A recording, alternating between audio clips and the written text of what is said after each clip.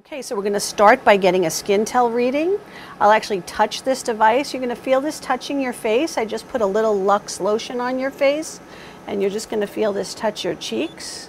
I'm going to take several different areas.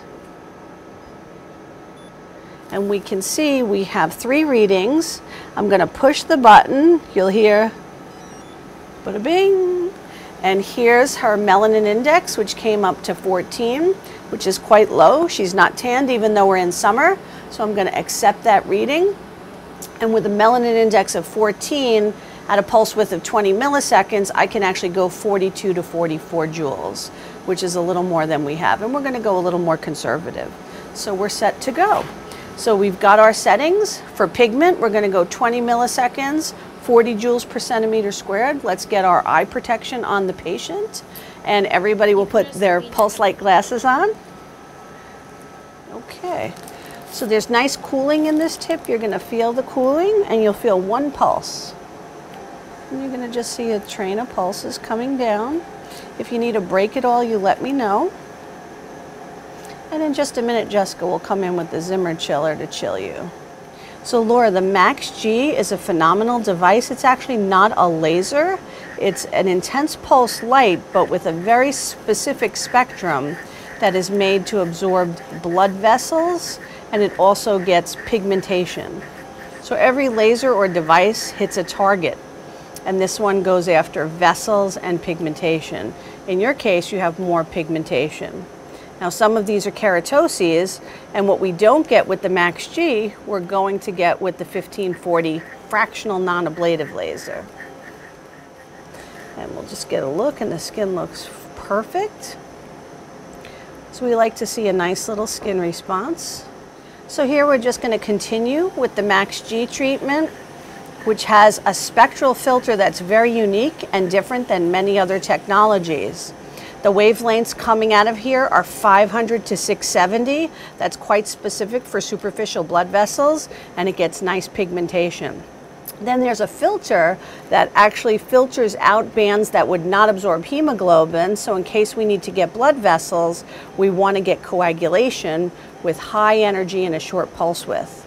So this device is better on blood vessels than any other IPL based on the spectrum. Now, if you had a larger, deeper vessel, we could shift the spectrum by lengthening the pulse width, and we'd get more energy in the back end of the spectrum at 870 to 1200 nanometers. If you have more superficial vessels, we shorten the pulse width to about 10 to 15 milliseconds, and then we get more energy in the front end, which is 500 to 670 nanometers. So there's a high absorption spectrum between 5 and 600 in the narrow band of visible light, green, yellow, that highly absorbs superficial hemoglobin. So this way I can use a device that has the power of a laser, but it actually is not a laser, to revitalize the skin. And this is our most popular treatment in the office. Everybody has a little bit of something that's color on their skin that they're not happy with, either a little bit of brown or a little bit of red. And that's from a little bit too much sun about 20 years earlier.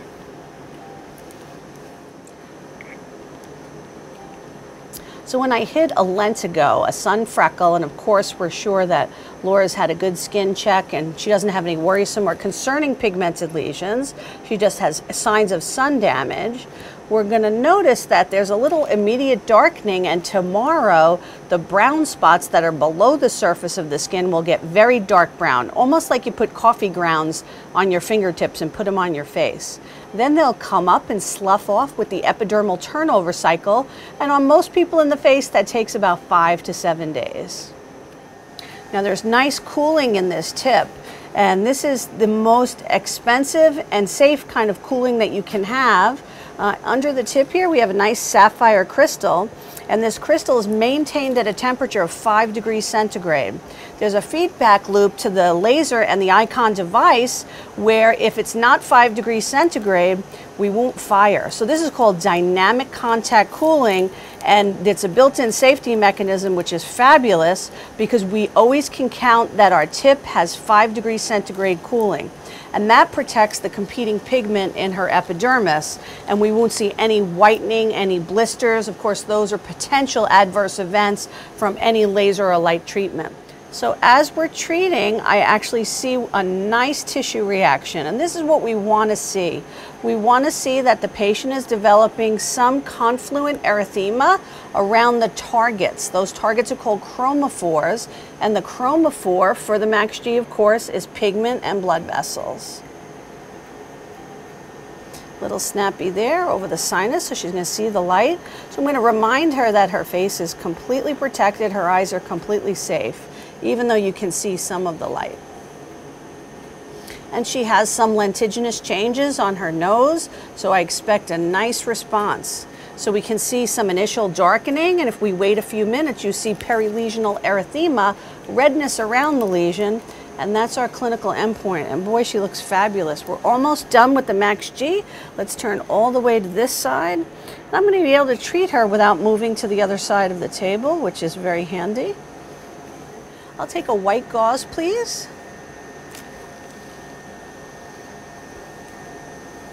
Okay, just to pull the tissue down. Little snap there. But we don't want to miss any spots in the periocular region.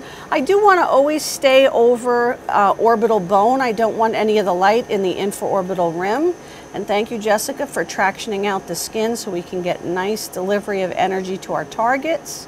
Very simple and easy procedure for you to do.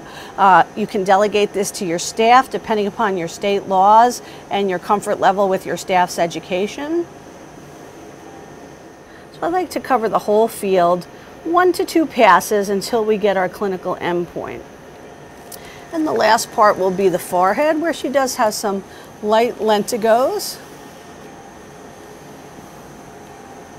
And the forehead can be a little bit more uncomfortable. So my general technique is to start with the lateral face, come across the nose, go to the other lateral cheek, hit the chin and the upper lip if needed, and I finish up on the forehead. So the beautiful thing about this procedure is it gets brown spots and red spots. It's got a nice small spot, which is ideal for the face.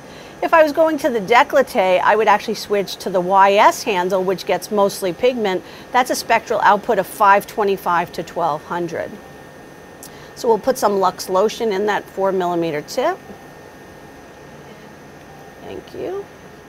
So this 4mm spot will allow us to target a small little cherry angioma. We need to increase our energy by 30%. And fortunately, the MAXG has way more energy than you generally require. So we're going to go up on our energy 10 milliseconds for a small target. And we're going to go 46 joules per centimeter squared. And we'll just pulse at this little cherry angioma, little snap. Fabulous, and that darkened up nicely. I'll just give it a second pulse. We'll make sure we don't have any others. Now I also could, if I wanted to, do the same thing on the pigmented lesions, but I don't need to increase the energy, so I'll go 10 and 38. And actually, for some people that are having discomfort, you can also treat these little single lesions. This is also nice if you have cherry angiomas at the hairline, or if you have nasal telangiectasias inside the nasal ala. You can't stick the whole tip in there, so this 4mm adapter is a nice advantage. And you can see the beautiful darkening of these lesions. And this small tip is usually much more comfortable than treating the field.